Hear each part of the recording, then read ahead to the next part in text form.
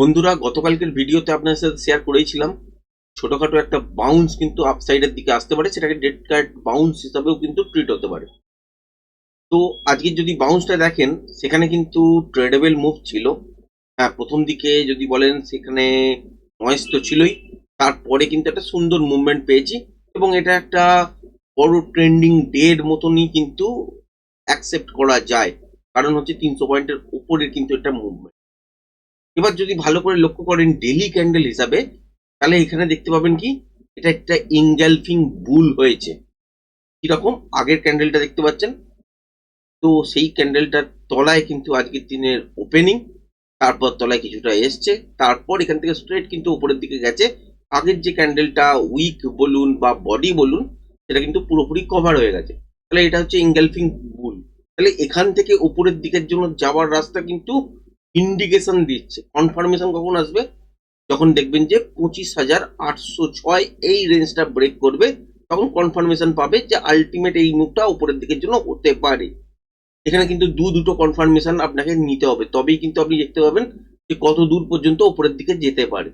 First confirmation 806 তো আপনাদের সাথে শেয়ার করলামই। সেকেন্ড কনফার্মেশন কোথায়? যে ঠিক এই জায়গাটার উপরে, যেটা হচ্ছে 26,910। এইটার ওপরে যখন ক্রস করে সাসপেন্ড করে যাবে, বা যদি দেখেন একটা ক্লোজিং পেয়ে গেছেন, তখন বুঝবেন যে এই মুভটা উপরের দিকে 26,250 থেকে 26,440 পর্যন্ত যেতে চলেছে। সেক্ষেত্রে লাইভ হাই হওয়ার সম্ভাবনা আছে।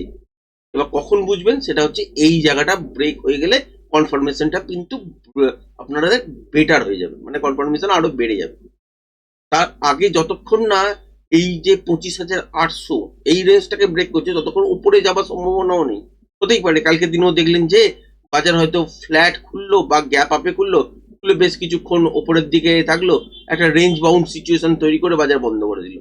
তাহলে এই জায়গাটা যতক্ষণ না 25,806 উপরের দিকে ব্রেক করছে, ততক্ষণ কিন্তু কনফার্মেশন আসছে না যে বাজার উপরের দিকের জন্য মুভ করতে পারে।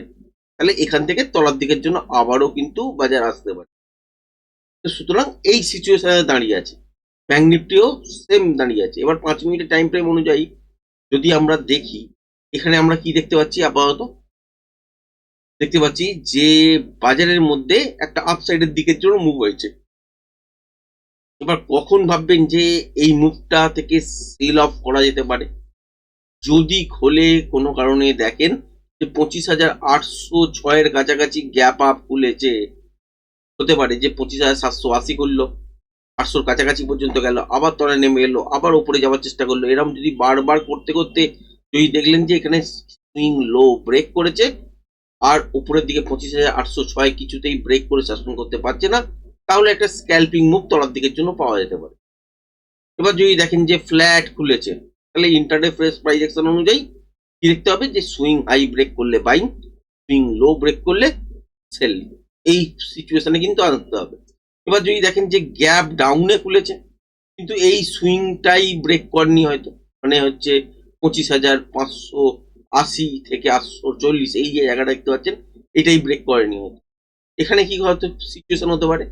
তো এই মুভটাই কিন্তু স্ক্যাল্পিং মুভ হিসাবে আপসাইডে এত দূর পর্যন্ত দেখতে পারেন, যেটা হচ্ছে 25,480 থেকে 700। এর পর হচ্ছে আপনাকে দেখতে হবে যে বাজারের মধ্যে ইন্টারডে ফ্রেশ প্রাইস অ্যাকশন অনুযায়ী কন্টিনিউশন প্যাটার্ন তৈরি হচ্ছে কিনা। যদি তৈরি হয়, তাহলে এই মুভটা আরো উপরের দিকে, যদি রিভার্সাল প্যাটার্ন এইসব জোনের কাছাকাছি তৈরি হয়ে যায়, তাহলে এই মুভটা আবার তলার দিকের জন্য পরবর্তীকালে ব্যাপার। এবং ইন্টারডে ফ্রেশ প্রাইস অ্যাকশন না দেখলে এই জায়গাটা বোঝা যাবে না। কিন্তু ইনিশিয়ালি যে প্রথম দিকের মুভটা যেটা হয়, সেটা এইরকম টাইপের নয়। যদি একটু বড় সড়ো গ্যাপ ডাউন হয় এবং এই সুইংটা যদি ব্রেক না করতে পারে, সিচুয়েশন সুইং হাই ব্রেক করলে এখান থেকে স্ক্যাল্পিং মুভ আপসাইডের দিকের জন্য পেতে পারেন। আবার যদি বড় সড়ো গ্যাপ আপ হয়ে গেল, কিন্তু 25,800 800 780 800 কাছাকাছি, তারপর দেখতে পাচ্ছেন যে 808 ব্রেক করতে চাইছে না, তখন ইন্টারডে সুইং লো ব্রেক করলে ওখান থেকে একটা সেলিং সেট পেয়ে যেতে পারেন। এবার যদি দেখা যায় যে ফ্ল্যাট খুলেছে, ছোটখাটো গ্যাপ আপ বা গ্যাপ ডাউন খুলেছে, খোলার পর দেখলেন যে একই রেঞ্জের মধ্যে চলছে, তখন ইন্ট্রাডে সুইং হাই ব্রেক করলে স্ক্যাল্পিং এর জন্য উপরের দিকে, বাইং সাইডের দিকে, এবং ইন্ট্রাডে সুইং লো যদি ব্রেক করে, তখন কিন্তু সেলিং সাইডের দিকে। এরকম ভাবে ট্রেড করতে হয়। এবার যদি সাপোজ ধরুন যে তলার দিকে এই রেঞ্জটার তলায় কোনো কারণে দেখলেন যে গ্যাপ ডাউন হয়ে গেল, যেটা হবার সম্ভাবনা কম, বা দেখলেন যে তলার দিকে বাজার উপর থেকে তলার দিকে এসছে, বা কালকের দিনে দেখলেন যে এই জায়গাটা ব্রেক করে বন্ধ করেছে, তাহলে ডেড ক্যাট বাউন্স হিসাবেই কিন্তু আপনারা এটাকে মেনে চলবেন। তার মানে এই লোটাকেও ব্রেক করবে, এবং তলার দিকের যাত্রার জন্য যেরকম যেরকম লেভেল শেয়ার করেছিলাম সাপ্তাহিক ভিডিওটা দেখে নেবেন, সেখানে সেই লেভেলটা অনুযায়ী তলার দিকের জন্য বাজার কিন্তু আসবে।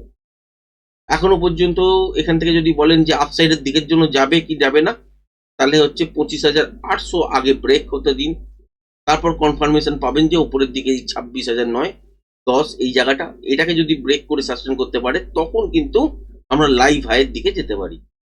এই হচ্ছে সিচুয়েশন।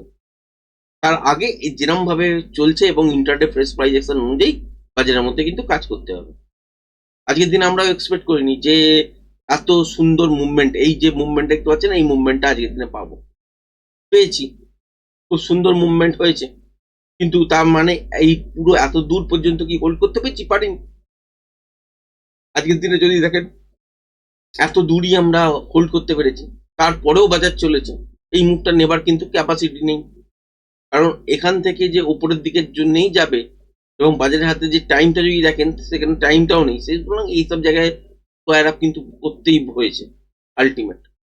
তারপরে দেখতে পেয়েছি ছোট ছোট রেড ক্যান্ডেল, তারপরে গ্রিন ক্যান্ডেল হয়েও উপরের দিকের জন্য বেশ কিছুটা মুভমেন্ট হয়েছে, মানে 50-60 পয়েন্টের 50-55 পয়েন্টের মুভমেন্ট এখান থেকে কিন্তু মিস করা হয়েছে। যাই হোক, সেটা আলাদা কথা। তো ব্যাংক নিফটিতেও আজকে খুব সুন্দর মুভমেন্ট দেখতে পেয়েছি।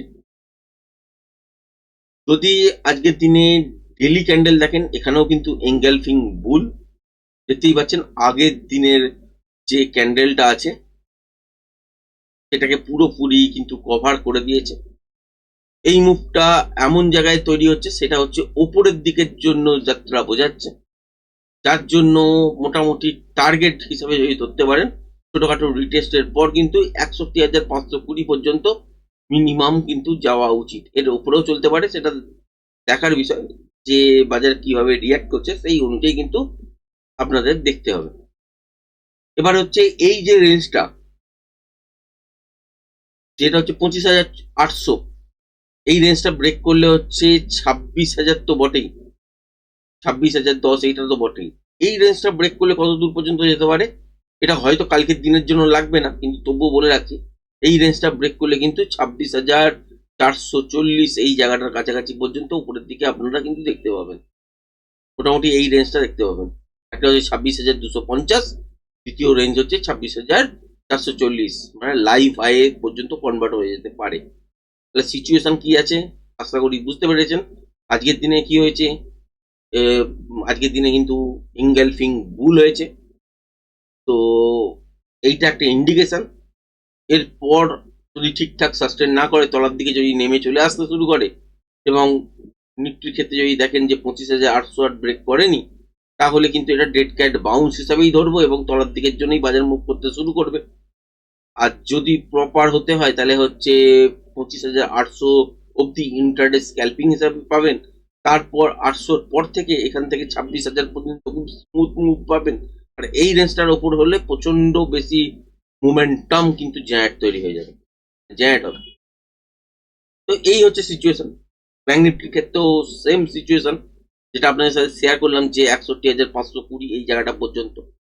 তো ব্যাংক নিফটিতে ট্রেড করার জন্য যদি দেখেন তাহলে হচ্ছে কালকের দিনে সুইং লোয়ের আশপাশে, মানে এইখানে যে সুইং লো তৈরি হয়েছে দেখতে পাচ্ছেন, আশা করি 60,700 এই সব জায়গার কাছাকাছি, এই 700, 600, 46, 45, 50 এই সব জায়গা।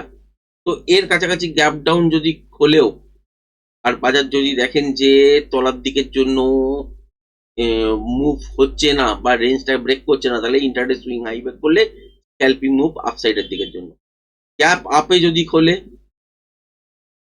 অনেকটা দেখলেন যে গ্যাপ আপে খুলেছে, তাহলে কিন্তু ইন্ট্রাডে ছোটখাটো গ্যাপ আপে খুললে এই সুইং হাই ব্রেক করলে আপসাইডের দিকের জন্য মুভমেন্ট।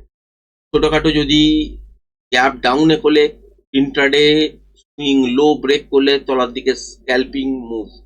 আর যদি দেখেন যে এই মুভটাই অনেক বড় সড়ো গ্যাপ আপ হয়ে গেছে, তাহলেও কিন্তু ওয়েট করবেন ইন্ট্রাডে সুইং লো ব্রেক করলে একটা তলার দিকের জন্য শর্ট, এটাই কিন্তু দাঁড়াবে। তারপর ইন্টারডে ফ্রেশ প্রাইস অ্যাকশন তৈরি হবে, বাজার যেমন যেমন চলবে সেই অনুযায়ী কিন্তু আপনাকে ট্রেড করতে হবে। এবার এই রেঞ্জটার তলায় যদি দেখেন যে গ্যাপ ডাউন হয়েছে এবং এই রেঞ্জটার তলায় খুলে গেছে, হতেই পারে। তো সেই সিচুয়েশনে হচ্ছে আলটিমেট সুইং লো ব্রেক করলে, ইন্ট্রাডে সুইং লো ব্রেক করলে তলার দিকের জন্যই মুভমেন্ট পাবেন।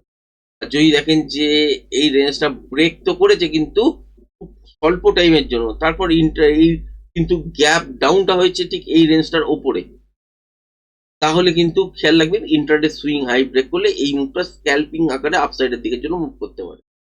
এই হচ্ছে সিচুয়েশন। আর যদি ফ্ল্যাট করলে তলার দিকে আসতে হয় তাহলে লুপ তৈরি করবে, তারপর তলার দিকের জন্য মুভ হবে। এইরকম ভাবে কিন্তু কালকের দিনের মুভমেন্টটাকে আপনারা দেখতে পারেন, এছাড়া কিন্তু কোনো উপায় নেই। আর কি হয়েছে অ্যাকচুয়াল বাজারের মধ্যে আজকের দিনে সেটাও কিন্তু আপনাদের সাথে শেয়ার করলাম। কেমন লাগলো ভিডিওটা কমেন্টস করে জানাবেন। যদি ভালো লেগে থাকে লাইক শেয়ার সাবস্ক্রাইব অবশ্যই করবেন। ধন্যবাদ।